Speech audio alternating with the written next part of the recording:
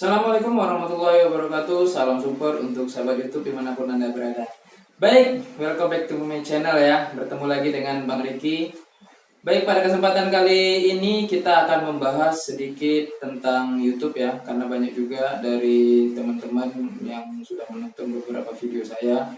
Mereka ingin mereview tentang pengetahuan tentang apa sih itu YouTube. Jadi buat teman-teman yang masih belum tahu awal muasal dan sejarah perkembangan YouTube, maka saksikan video ini sampai habis.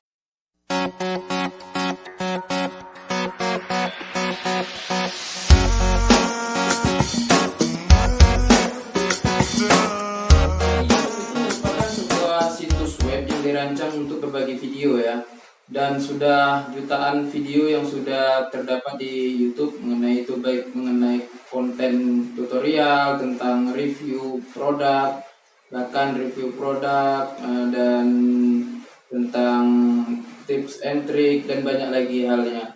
Jadi apalagi di perkembangan saat ini ya, khususnya di zaman era digital, perkembangan YouTube sangat signifikan sekali. Bahkan menurut data yang saya dapat, sehingga YouTube bisa memulai upload video agar dapat ditonton pengguna di seluruh dunia. Bahkan data bulan Mei 2019 sendiri ya sahabat YouTube, itu setiap menitnya jumlah durasi video yang diupload ke situs web sekitar 500 jam loh ya, 500 jam. Jadi sangat, perkembangan YouTube untuk saat ini sangat besar sekali. Jadi sangat menarik kita membahas tentang sejarah YouTube berdiri ya. Jadi YouTube itu dibuat pada tahun 2005 ya, pada tahun 2005 oleh Stephen Chen ya, dan Chad Hurley dan Jawed Karim. Awalnya mereka adalah karyawan di sebuah perusahaan di Amerika sana ya, yaitu PayPal. Dan YouTube dibuat dengan tujuan agar orang bisa berbagi video mereka. Jadi awal muasalnya itu YouTube ini dirancang untuk berbagi video ya.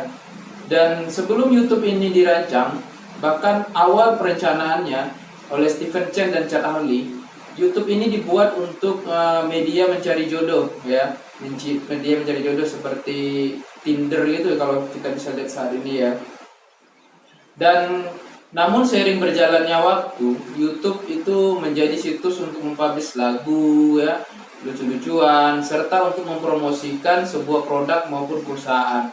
Jadi sangat banyak sekali isi konten-konten atau video yang terdapat di YouTube. Jadi pada awalnya kenapa situs web ini dirancang pasti memiliki alasan.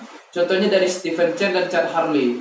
Mereka membuat situs ini yang tadinya untuk media mencari jodoh, sekarang mereka rancang untuk berbagi video. Kenapa begitu? Karena mereka merasakan bahwa aplikasi media mencari jodoh di waktu itu tidak menjelaskan spesifikasi tentang orang yang atau pribadi-pribadi yang mencari jodoh di situ. Mereka hanya menampilkan sebuah gambar dengan biodata dan identitasnya.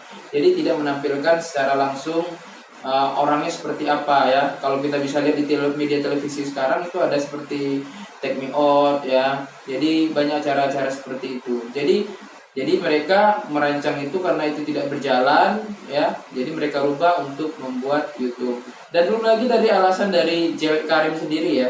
Dari Jawed Karim sendiri pada awal mulanya ia ingin mencari informasi tentang konser waktu itu ya, Kelly Jackson namanya. Jadi dia ingin mendapatkan informasi, ternyata sangat sulit mendapatkan informasi waktu itu. Ditambah lagi pada saat itu terjadi musibah ya, musibah tsunami kalau teman-teman bisa ingat. Jadi dari Jawed Karim ini ingin mendapatkan musibahnya itu yang memakan korban banyak begitu dari mana gitu loh. Jadi beliau mencoba mencari informasi-informasi, video-video yang ternyata tidak ada, dan ingin membaca koran waktu itu waktunya terlalu sibuk untuk mereka. Jadi mulai kepikiran dari Jawed Karim, kenapa kita tidak ingin membuat situs web yang ada satu aplikasi gitu ya, yang bisa berbagi video di situ, dan ketika orang-orang butuh informasi atau apa, mereka tinggal buka situs tersebut. Jadi YouTube mendapatkan ini pendanaan awal dari dua investor, yaitu perusahaan bernama Sequel Capital ya, sebesar 11,5 juta dolar pada waktu itu ya.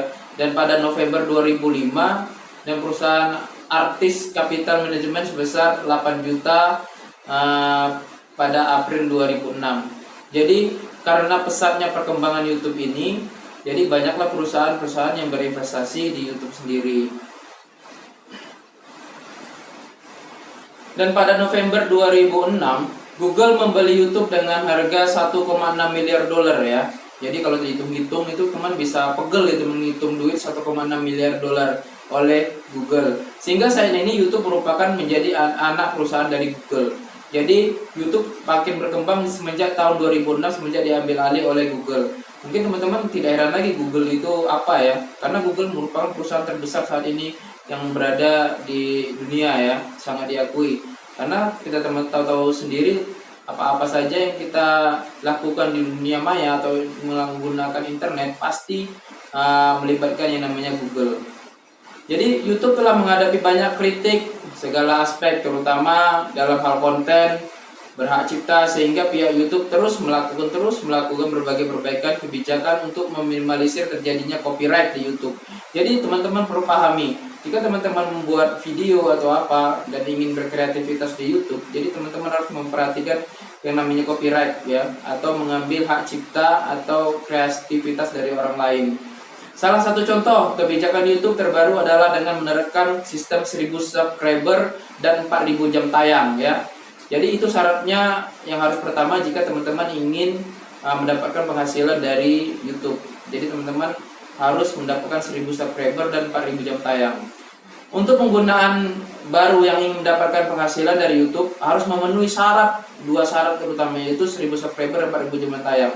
Itulah syarat yang menjadi patokan jika kita ingin mendapatkan penghasilan dari YouTube. Serta konten yang kita buat harus di original ya, jangan sampai copyright seperti saya jelaskan di depan tadi.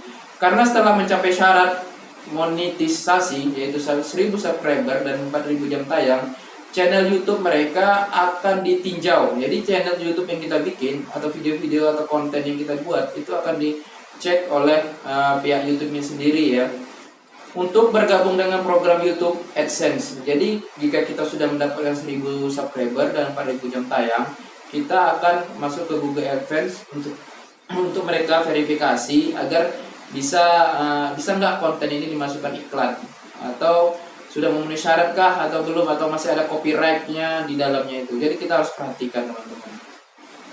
Maka besar kemungkinan YouTube akan menerima channel mereka untuk berpartisipasi dalam program YouTube AdSense ya.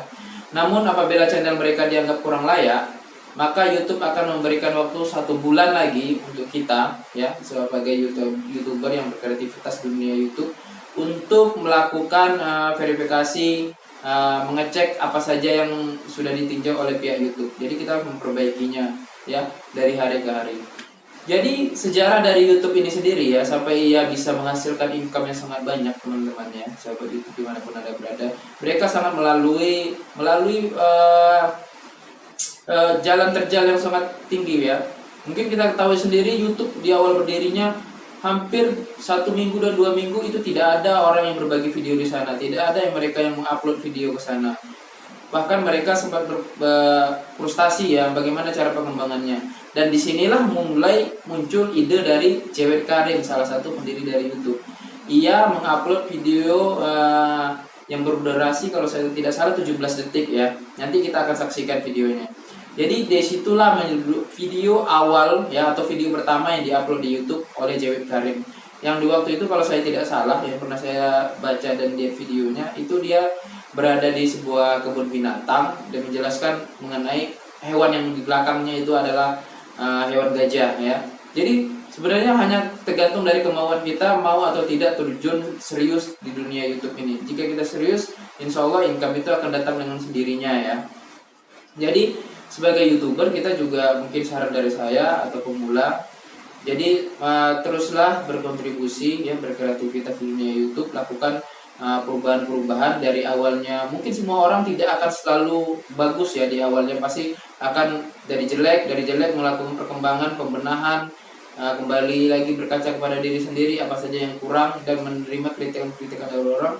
Insya Allah kita akan sama-sama berkembang dan kita bisa mencapai apa tujuan kita membuat video ini ya, melakukan kreativitas di YouTube.